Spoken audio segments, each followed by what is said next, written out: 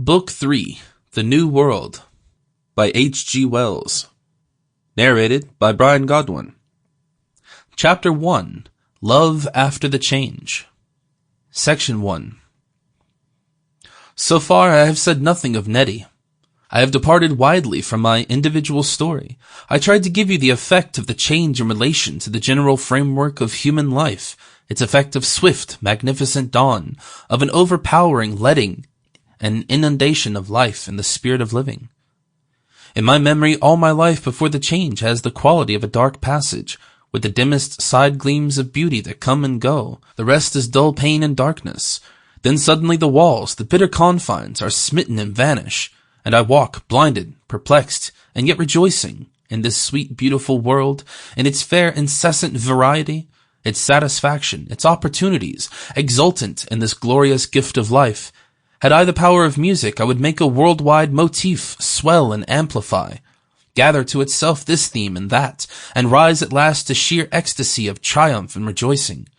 It should be all sound, all pride, all the hope of outsetting in the morning brightness, all the glee of unexpected happenings, all the gladness of painful effort suddenly come to its reward.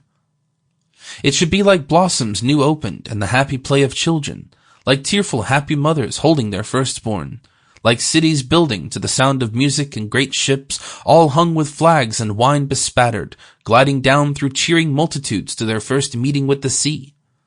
Through it all should march hope, confident hope, radiant and invincible, until at last it would be the triumph march of Hope the Conqueror, coming with trumpetings and banners through the wide-flung gates of the world.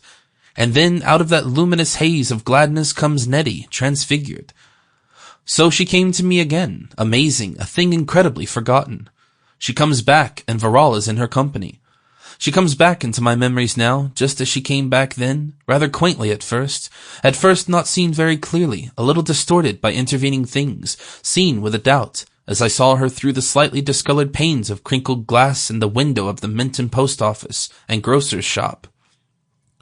It was on the second day after the change, and I had been sending telegrams for Melmount, who was making arrangements for his departure for Downing Street. I saw the two of them, at first as small, flawed figures. The glass made them seem curved, and it enhanced and altered their gestures and paces.